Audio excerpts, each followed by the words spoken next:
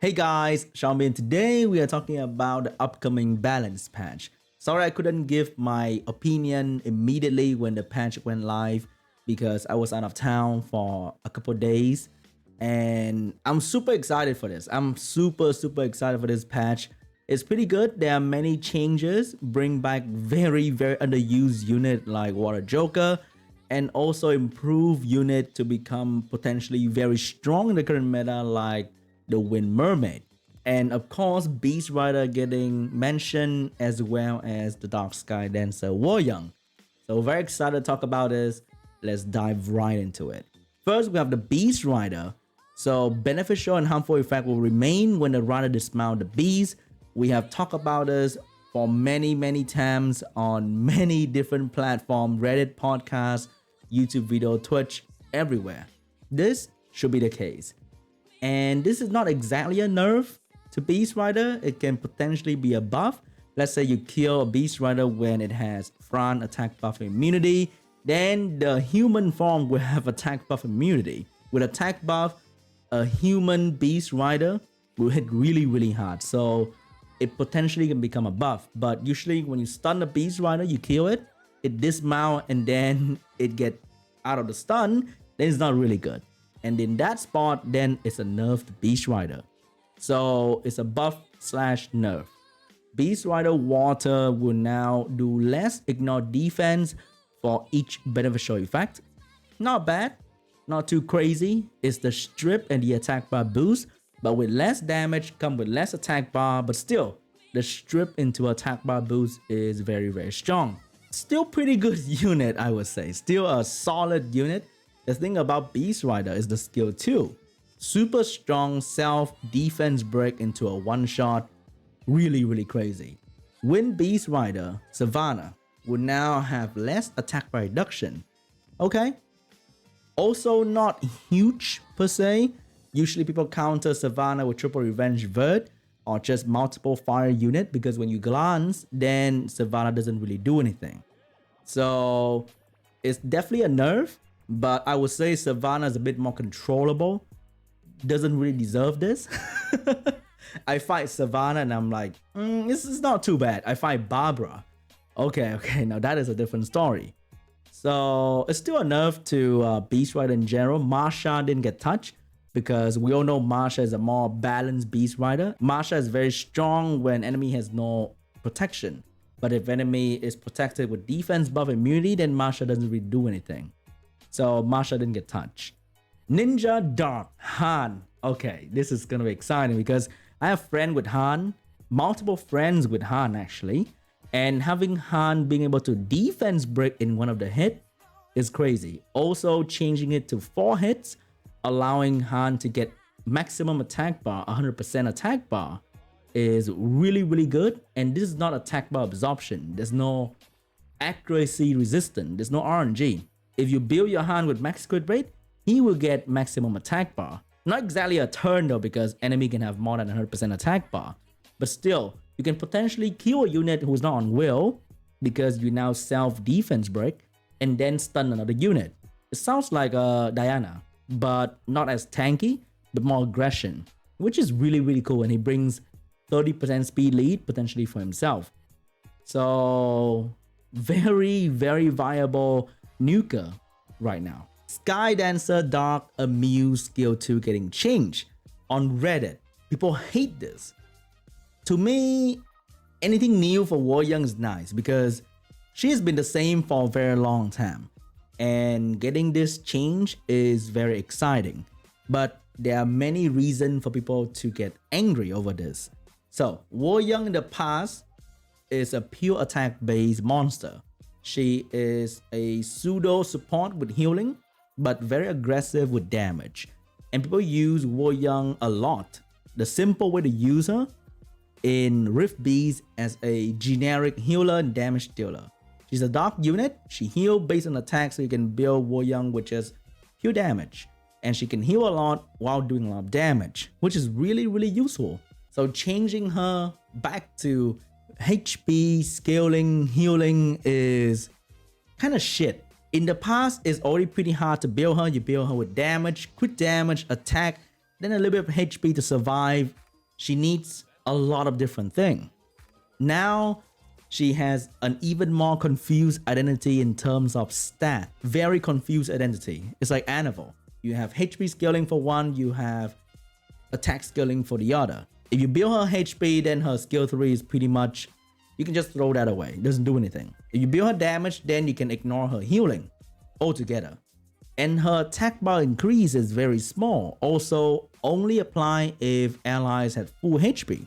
If your healing is small, then you probably won't get the attack bar increase for the rest of the fight. You also have less attack power buff turn, which means it's a straight up nerf from 3 turn to 2 turn. Just straight up nerf. So that is not cool as well. But now she's a much more viable unit for cleave. If you use her for Lucian cleave, now speed tuning will be a little bit easier with the 15%.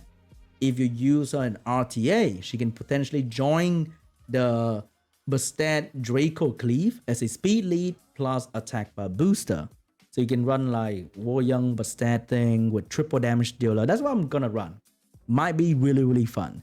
Really good with things like Daphnis, Mina, Marsha, or just aggressive unit like Lagmaron in general with attack buff and attack bar boost. But you have to choose between ignoring the healing or ignoring the damage in skill 3. So I'm not too sure how to really use her.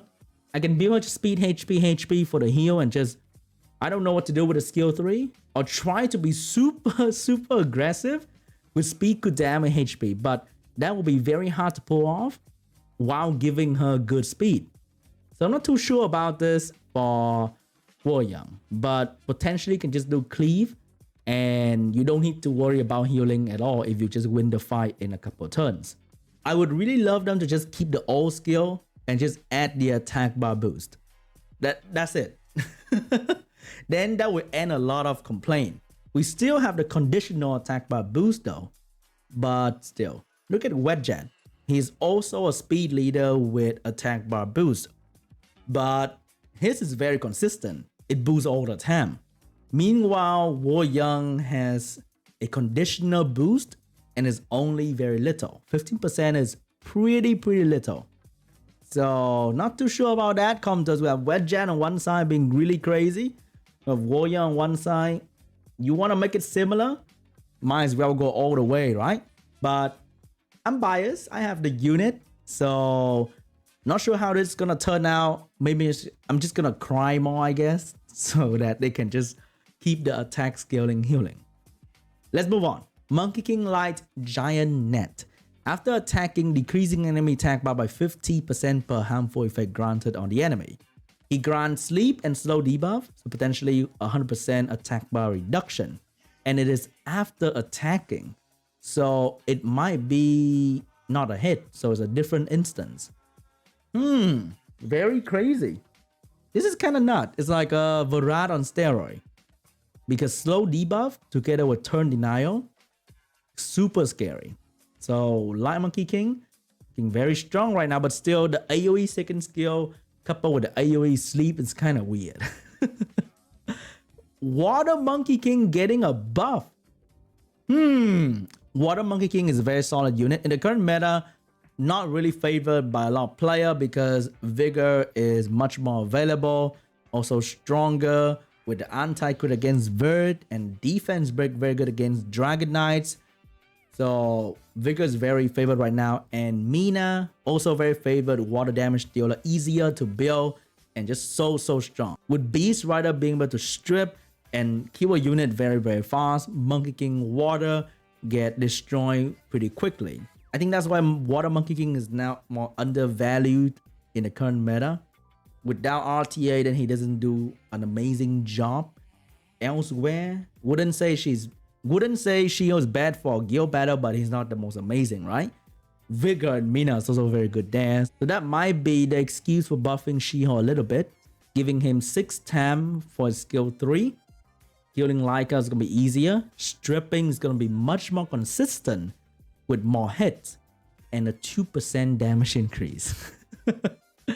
Monkey King Fire, Wind, and Dark second skill now have 1 less turn for cooldown. Their skill 2 has a cooldown reduction in their skill up, so over the skill 2 become 2 turn cooldown. For the wind one, it can turn cycling faster with the attack bar increase in skill 2. Fire one will heal more, and the dark one will steal more buff. So overall, very solid buff for the Monkey King, who doesn't really do much in the current meta. Demon Fire get the overwhelming, amazing buff of all, 8% damage increase.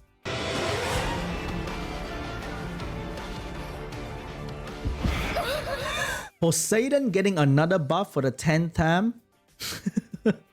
Still good buff is welcome. So now the attack won't land as a glancing hit. It's gonna be a universally good AoE damage dealer, has speed scaling. Very nice. Beastmon Win would now have a 100% chance to defense break with max skill. I love it because I have a retash. 100% chance to land defense break. Consistency is always important. Beastmon Fire Wind Light Meditate will now cleanse. Okay, that is pretty crazy, especially for solo potential. You cannot just heal block them and laugh at their healing skill anymore, but remove all harmful effects granted on yourself. So doesn't cleanse the target though, but still pretty good, especially when Retash is the only one left. Ifrit Fire decrease the damage dealt from enemies with no harmful effect by 30%. Not sure if this one is like AoE damage decrease or just a self-protection kind of passive, but from what I see, I think it will only decrease the damage for Ifrit Fire for Tessarion, which is not bad. I'll take that, especially against Molong. Let's say you bring Tessarion into like a Molong, Perna, Tyrannus. There are two passive you want to deal with, and Molong start up with Reckless Assault. If he does a lot of damage, then Perna will zone in on the Tessarion. But now with damage reduction, that won't happen anymore because you take much less damage. 30% is a lot. So pretty solid buff for Tessarion. Joker Water. This is one of the big ones for the patch. Joker Water skill 2 now become a bomb skill. We have been asking for this for a long time as well. Making him a bomber will make him so much more viable. He has higher base attack than Malaka and Taurus, so he's gonna do more damage.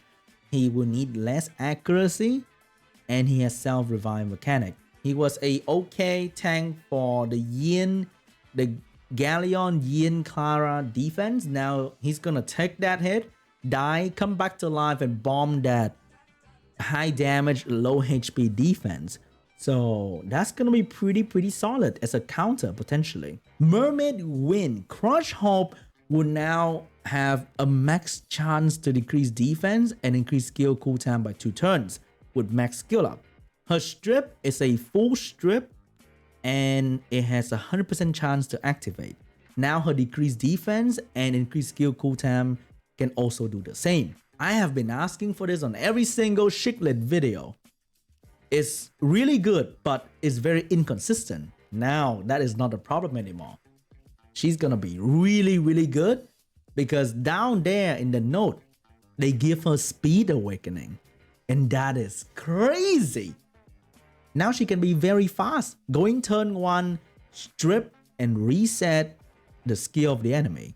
So potential counter to Hathor, or if you build on Swift, you can counter even Gianna. Just go in and strip, reset the bomb.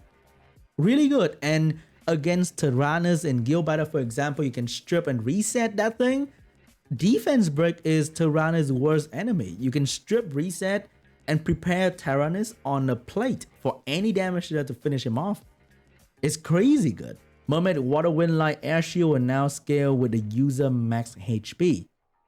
It is a buff to the shield if you build them very thick, especially the Water Mermaid who you build on pure speed HP. The shield is going to be bigger. Mermaid Fire and Dark grant life will now increase attack bar as well, which is really good. Usually the revive target has very low HP. With the extra attack bar, they can survive a little bit better. Mermaid Light have a huge HP recovery amount boost from 10% to 25%. That is a huge boost because usually Molly just doesn't really do anything. The thing about Molly is she stand there. Now her healing will be quite substantial. Gonna be a much harder unit to deal with in defense. Especially those Artamiel, Darian, Molly, or just Molly in arena defense as well. Sniper buff. Accurate fire, get an increased damage by 10%. I'll take it. Fire Wind Dart hidden aim will now have less of a cooldown. Okay, they can go back to the hidden aim much quicker. Fire 1 will now decrease defense with the enemy with the worst HP status.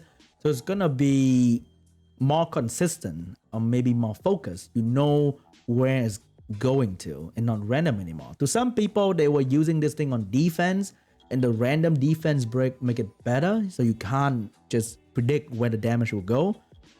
So maybe it's not as good, but hey, to those who like consistency and want to know where the defense break is gonna go, it's much better. Wind Sniper, get more attack bar from enemy touching him. So he used to get 50% attack bar if enemy hit him with a glancing hit.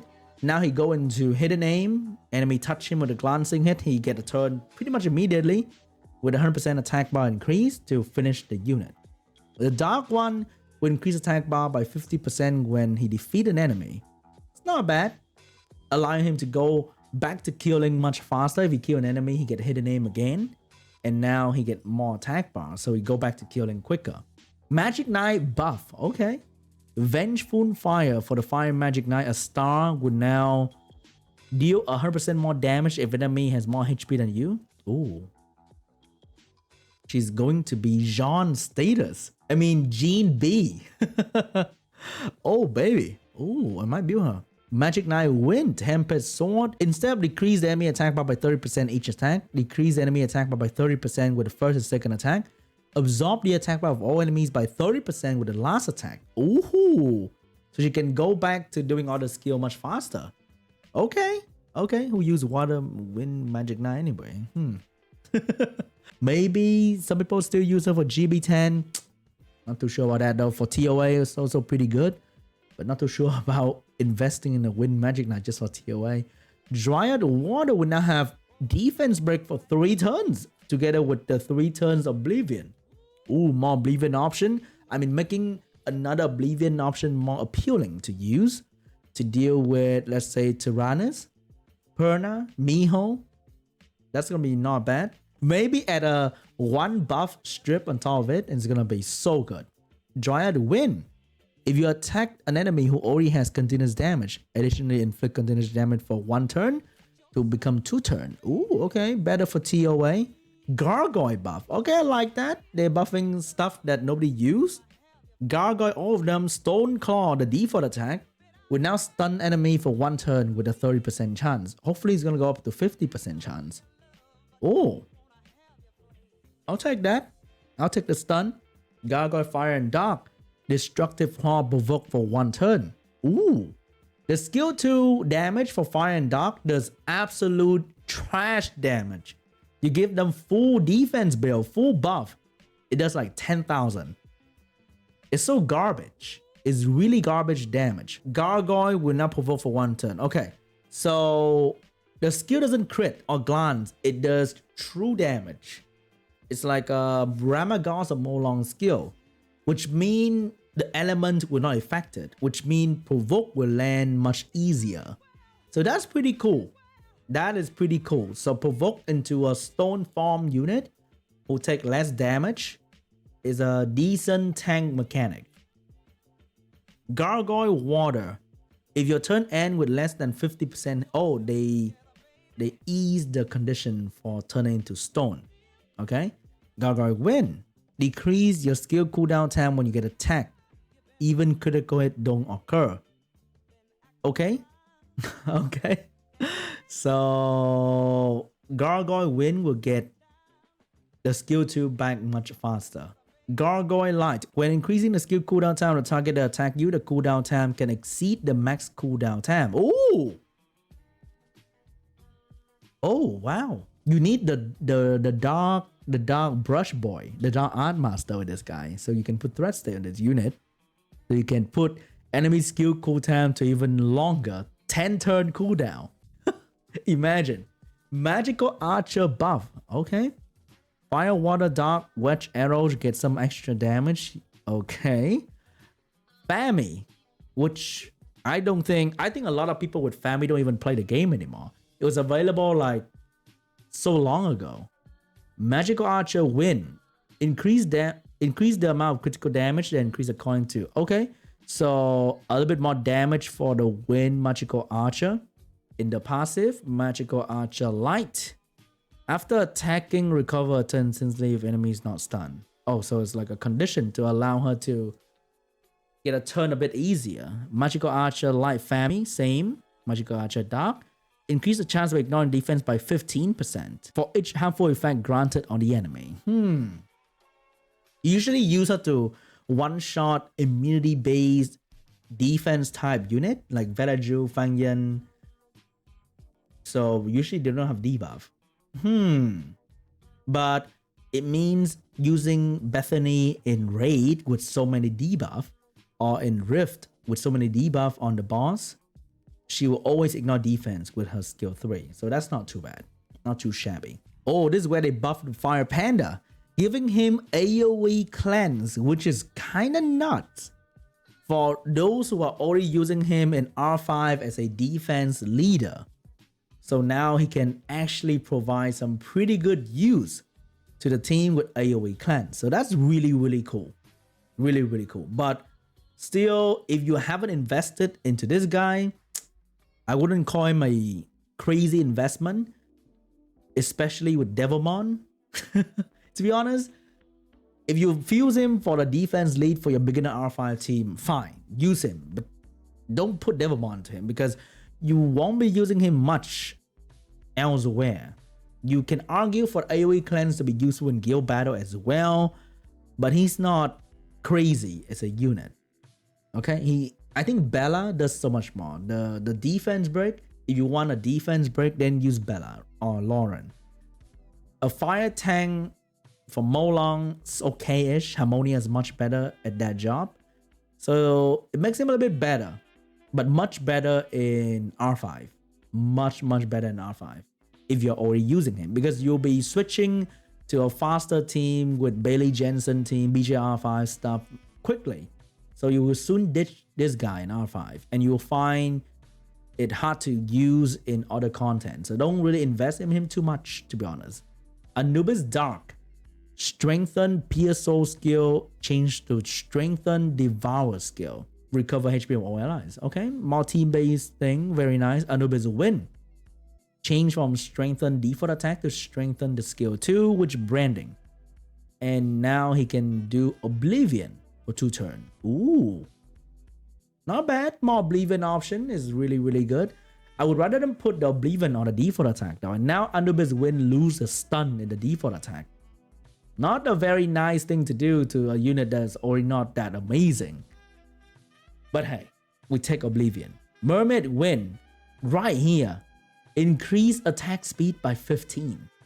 Dude, she gonna be fast. It has a turn 1 strip into reset. She's nuts. Chimera Dark would now have the correct awakening into crit rate. And there are many other monsters who needs that. So please do something about it. For example, Eludia with resistant awakening. What the hell is it? Tanya? Oh wait, is it Tanya? The Wind Assassin with resistant awakening. What the hell is that? Do something about it. Leader skill of Wind Ifrit becomes speedily 24% global. Not sure about this though. It sounds kind of nice on paper, but who the hell uses this thing as a speed lead? Right? Unless you own like a Nephthys. Like Nephthys, Tiana, Asima, Amir. Okay?